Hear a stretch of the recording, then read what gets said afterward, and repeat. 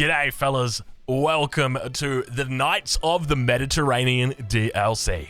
That is correct. We are here. We are back. We are with a brand new DLC. 2 new civilizations available to play.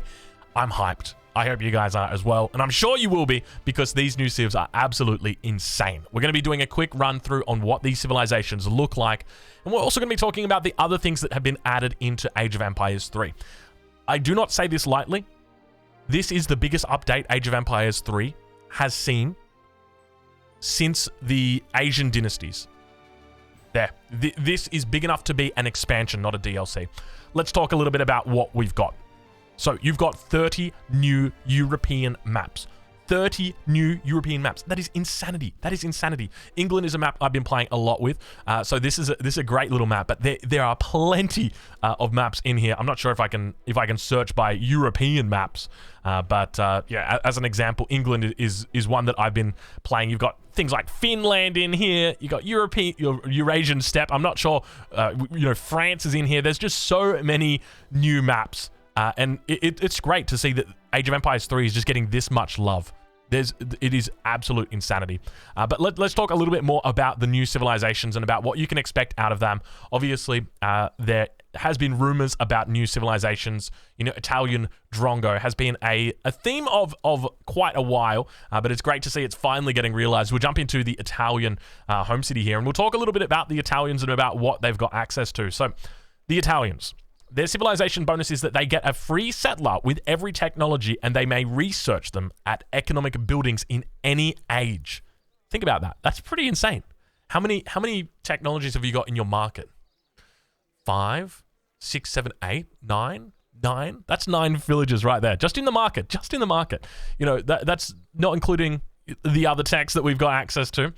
Their Royal Guard units also include mortars and culverins. That is correct. They have got 2 Royal Guard units, and they are both, that's correct, they are both siege units. Or artillery. That is wild. Their unique units include the Architect as well as the Bersaglieri. I think I'm pronouncing that correctly. The Gallius as well as the Pavisia. And their unique buildings are the Basilica. I apologize. I know I'm going to get these wrong. I'm not Italian. But you know what I am? I'm angry. And that's why I got my hands in front of my face and I'm talking like this. And then they've also got the Lombard. So fabulously wealthy merchant republics, kingdoms, duchies, and even the papacy had driven the Renaissance and dominated the trade network of the Mediterranean. However, when the Italian polities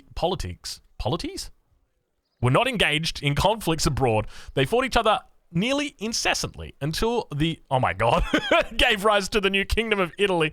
So that is your first civilization. The second civilization, it is going to be the Maltese, the home city that we came in, looking very, very similar to the Ottoman home city, or is it the Spanish? Let's take a look. Spanish home city, kind of like that. Ottoman home city. I don't know. Maybe I'm just going crazy. I see a lot of similar themes there. But then for the Maltese, they are a little bit different. They've got, so their units gain additional hit points with each shipment and heal over time when idle. So obviously have a little bit more of a bonus with regard to, trading posts, that sort of thing. Their Royal Guard units include the Crossbowman and the Culverin, and their unique units are the Fire Thrower, the Grandmaster, the Hospitaller, and the Sentinel. Their unique buildings are the Hospital, the Fixed Gun, the Depot, and the Commandery. So one of the Mediterranean's epitomes of a melting pot, Malta was strategically and financially important, and thus most of the surrounding powers coveted it, becoming a stronghold of the Knights Hospitaller. So each of these civilizations is a European civ, meaning that it is built upon the cornerstones of the French. So, I'm looking at you, Kaiser Klein, and I'm like, Kaiser Klein, you better be happy with this, mate, because, not only are you just getting another Euro civ, but it's a civ that you might be able to play. I know it's a DLC civ, so someone's going to have to shout him a free copy of that because he doesn't like to buy the DLCs. But there are a lot of similarities here to the European civs that you will recognize, and there's also a lot of differences, a lot of new mechanics that are coming out. And so each civilization's obviously got new unique cards. There'll be a video that's getting uploaded shortly which talks about all those unique cards. We go over every single one of them. My personal favorite, this one right here, Team Pizza, because if you're not on fucking Team Pizza, then what team are you on? There is only one team, and it is Team Pizza. Get on the fucking team or get out. That's all I'm saying. So that is the Italians. The next one is Maltese, and we've got the same thing for them. You know, they've got just so many unique cards. But we're going to be taking a look at both of what they've got to offer. The other thing that we need to talk about is the brand new game mode, which is Tycoon mode. That is correct. We've got a brand new game mode coming to Age of Empires 3. This is kind of exciting. I jumped in and I had to play with it. It seems it's going to take a little bit of work to get used to it. I'm still not sure, you know, what the best way to play it is. I would go in as one of the new civs, but I honestly haven't played them, so I don't know how they work. Instead, I'm just going to be going in as like classic Sweden. I'm going to show you guys how it works. So we're going to jump in. So basically the idea is at the end of 10 minutes, you want to have more score than your opponent. And damn, am I zoomed out right now. I don't know why I'm zoomed out so far. Look at this little guy. Wild boar right there. Is it only worth 15 food? That's a boar, dude. Those things fuck, man. Are you serious? 15 food? Hey, ain't nobody got time for that. Hello. Yeah, I got it. All right, so we're playing our Sweden. We're back home. We're going to make sure that we grab up all of our wood here as well. We're going to drop down our torps. And so what we're going to be doing is we are going to be working towards these challenges in the top. And by getting that challenge, I think it actually gives us a little bit more points. But essentially the way that this game mode works, look, I know a lot of you like ultra competitive guys, you know, your Kaiser Kleins, your Hazards, your Azamps. You guys are probably not going to be that interested in this game mode. I would be thinking, you know, it's probably a little bit more targeted towards a casual audience. So, look, if you do find yourself enjoying a bit of base building, that sort of thing, which, by the way, we've already got the train coming out. Look at this. Train is already out. Can we drop a trade post? We can't drop a trade post just yet. Look at that trading post site. Why is the train out this early? I don't know. Let's drop ourselves down another torp. But essentially the way that it works is you trade away your resources for score. So here, open Tycoon packages to sell resources for a Tycoon score boost. So I'm sure you can already begin to imagine, you know, Sweden's a pretty decent civ when it comes to that sort of play style, right? Because they get a nice little early boom going at, say, you know, the 6 or 7 minute mark.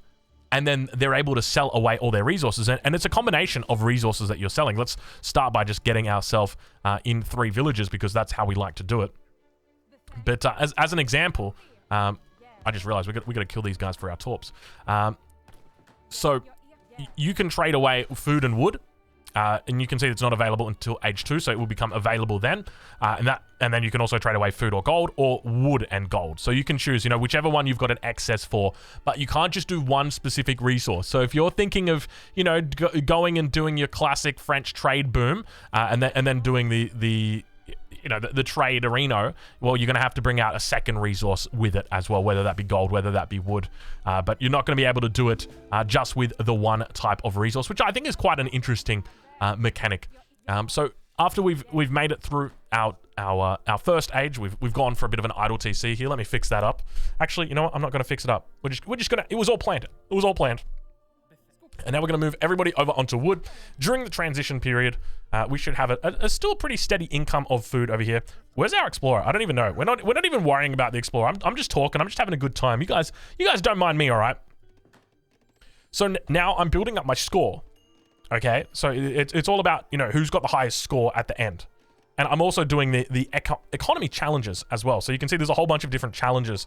But obviously these ones here aren't going to be, these ones aren't going to be accessible for me because I'm doing a 10-minute game. So you can see I've got time remaining 10 minutes. So if you wanted to maximize your boom, then if you're looking at a 10-minute window, then that's what this game would be for. But there are longer game modes that you can do. If you want to do a 60-minute one, you can. If you want to do a 90-minute one, you can do that. So, you know, if you're into treaty but you don't really enjoy the fighting, if you just like the base building, if you want to basically play SimCity in Age of Empires 4, this is the perfect game mode for you. Will we see competitive Tycoon mode? Probably not. You know, are we going to see Tycoon tournaments? Maybe. Tycoon tournaments could actually be a thing. I reckon Tycoon tournaments could actually be pretty decent now that I think about it. That would be kind of fun when you think about it, right? Like, yeah, we got to hey, let's get a Tycoon tournament going. Kaiser Klein, you want to participate? I'm just kidding. He won't participate. All right, well, we're aging up, so we're going to send our 700 wood straight away. We're going to get Bessie underneath over here. See you, Bessie. You're a sweet girl, but unfortunately, careful. Unfortunately, you had to go. We're going to try and find some more. Now, there's also new treasures as well. Obviously, new maps, new treasures. These guys fuck. Do not fuck with them. Like, unironically, these things are insane. Hussars. Like, literally hussars. So, yeah. Don't fuck with those. We got... Let's keep the boom up. Keep the boom up. Keep making vills. Keep doing our thing. Next one down. Look at that. We're booming like it's 2020. And now we're waiting for that 700 wood. It's about to come in. You know when it comes in exactly what we're doing. Let's get over there, Bessie.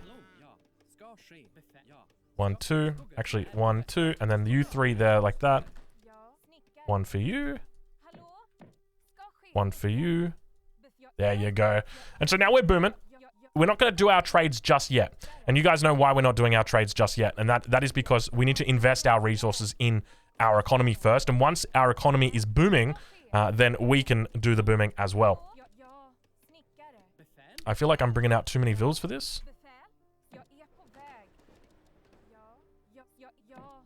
Let's get you guys back on the trees. Get on the beers. Okay, so now from here, we're going to go into ironworks. And then, of course, we're going to go into blueberries after that. We're just going to do our classic Sweden build.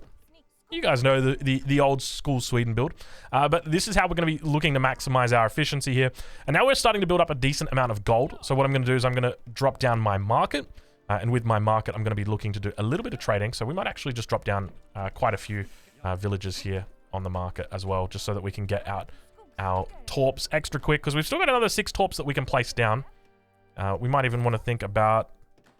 Where are we going to place them? Over here? Over there? Over everywhere? Like maybe out here? Alright, so now we've got ironworks coming in. Let's get you down. Now remember, we got 10 minutes. That's it. 10 minutes to go. So now with this, we're going to start, we'll continue getting more and more in. Those guys, I think, do we not, how many more torps can we put down? 1 more after this? Another 2 more after this. So I don't think we can fit one down in this tree line. Oh, we can. Oh, get it down. Get it down. That's what she said. Get it down. And we'll drop 1 more here. And that's it. We're maxed now. So we're at max torps. And so now we can start thinking about trading. Okay, so we're going to start by doing some food trades. Now, just like you queue them up the exact same way that you would queue up like your musketeer, right? Or your Carolian. You can just queue up one and you can just start it out off. So we're going to start, you know, we'll do 1 of each. And then from here, just as it's about to close out, then boom, boom, boom, boom, boom. You can do that. And then this is going to boost up my score. Now, remember, this is a 10-minute one that I'm doing. So if this was maybe if I was doing like an hour-long game, or an hour-long tycoon, essentially I would be playing it differently. Why would I be playing it differently? I'd be playing it differently because, let's get more of these guys in, and then like that. You can see we're pretty much like able to max out at the moment. We're keeping things in queue constantly. We just got an achievement. So our economy is pretty balanced here as well. I think we can even just stop making villages at this point. They're going to stop paying for themselves, and we're just going to look to keep trading it in. And that's what it's all about. But like, obviously, if this was a bit of a longer game, I'd be going into the Fortress Age. I'd be setting up a second town center. I would be looking to try and build as much of an economy as possible. I'm going to do a bit of a market trade here as well, just to try and max out all of my trades. And you can see this is pumping up my economic score every single time I'm doing this. So I'm just spending my resources non-stop, just trying to maximize it. And it's going to continue going for another 2 minutes. Now, obviously, the longer the game goes on, you can only do specific trades like one at a time.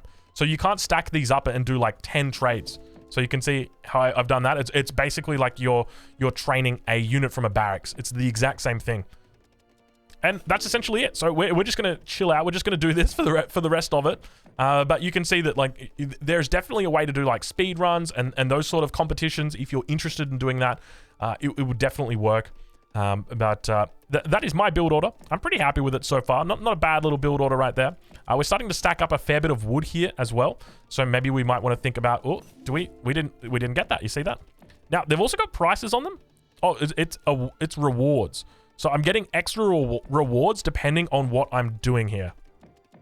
So this one actually gives more rewards. Actually, this one is this guy's given all the, or it's just based on, I think it's just based on my existing history. So, okay, right. It's based on my existing history.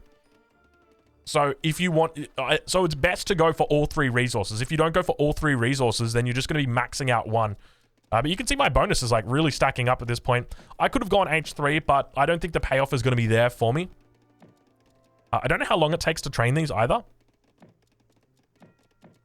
So I've got another 25 seconds to go before we queue up. And now I'm going to try and get one in queue of everything. There we go. So we've got 15 seconds. I don't think I'm going to have enough time. I don't think I'm going to have enough time. I think that's it. I think I'm done. I think it takes 30 seconds to train it, but I'm not 100% sure. Yeah, it definitely seems it's about 30 seconds. So these guys all going to be going to waste. Rest in peace, little guys. So that is it. Victory is mine. So I've got a score of 30,000 after 10 minutes. Now, obviously, that changes. You can see economic score like that, up to 30,000. Not too bad. I think my first run was like 21,000. So that's a pretty decent improvement there. I'm happy with that. And you can change it depending on how long you want to do that for. If you want to do like a timeout for 60 minutes, you can do that here. You can also put a score limit on it as well instead of a timeout. So if you wanted to say, all right, let's do a race first to 750k score, then you could do that. But you can also do, you can turn off ceasefire. If you want to actually play a game and then make it so that, okay, we're going to do it first to 30k score. And then, you know, with ceasefire is off. And then you just fight it out like a normal game with the score limit of 30k on there. And then, you know, it starts to get interesting. Maybe you do some raids or something like that. But anyway, that has been your first look at the brand new, your first look at the brand new DLC for Age of Empires 3. I guess one of the last things that we can also talk about, I think we can just jump into the compendium quickly and take a look at some of the minor factions or the minor the minor Europeans. So these are the royal houses. So the European royal houses. So we've got the House of Bourbon. We've got the House of Habsburg, the House of Hanover, the House of Jagiellon. Did I say that right? Jagiellon, Oldenburg, Fanar, Vassar, Wettin, and Wittelsbach. So obviously each one of these different houses is going to provide you with different bonuses depending on what it is that what it is that you align with. So if we go and take a look right now, let's just say we'll go do a supremacy, and we'll make it so that our starting resources are medium. Let's start off in the commerce age. Let's go align ourselves with one of the neutrals. One of the neutrals, one of the minor natives, or one of the I call them natives. I mean, technically they are natives. We are battling it out on England right now, so they are still natives, right?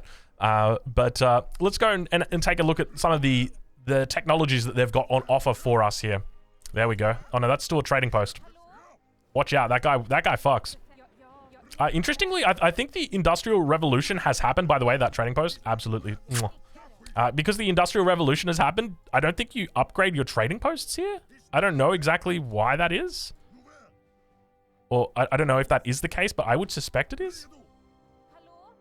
Let's do that and then that. I just want to see if I can upgrade the trading post. Because if not, oh, construction time, 72 seconds. That's sick. So here it is. So you can access brand new units, the Drummer, the Totenkorps Hussar, and the Black Brunswicker. You've also got access to brand new technologies that are in here. So we've got Royal Scots Greys. Ships a number of Hussars. From now on, Hussars start with their Death Strike ability charged. Oh, that sounds scary. Immediately sends a random card in your deck. You know we're going to try this one. Royal card games. And then Axe of Union. Enables drummers to plant an inspiring flag that boosts nearby unit morale when the flag is planted. 1 English, Scottish, and Irish mercenary is spawned. Yo. What if it sends an Imperial... What if it sends an Imperial card? An Industrial card. Yeah, so you can see that the trade routes on these maps are going to be so hotly contested. The return that you're getting on trade posts on this map are insane because they've already got their the steam train upgrade. So you're getting a massive return on investment already. New civs are going to be awesome on them because of that new card that they get. Can you imagine if it fucking sends my mercenary card? Imagine if it sends 6 Mamelukes. What's it going to send? This is it, right? Like, you're hoping for a good roll here. I just paid all these resources. Give me a good roll. Ironworks. Not bad. Not bad. I got myself a free Ironworks shipment. And it's just free as well. I just get a free shipment. That is sick. That is absolutely sick. What? Directly advances you straight up to the Imperial Age and grants 1 factory wagon. This upgrade gets cheaper as you earn XP from training units and constructing buildings. What? What? Oh my god. Is it only them that do it? What about the other faction? Or do all of them do it?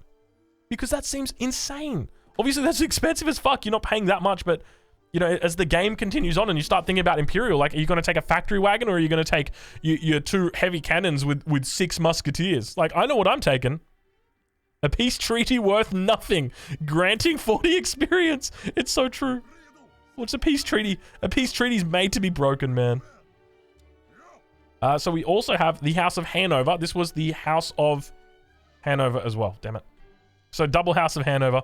They got their falconets in the middle over there. Wait, is it different? Is it just me or is it different? Oh, that's a coin mine. House of Hanover. Yeah, it's the same thing. Interesting.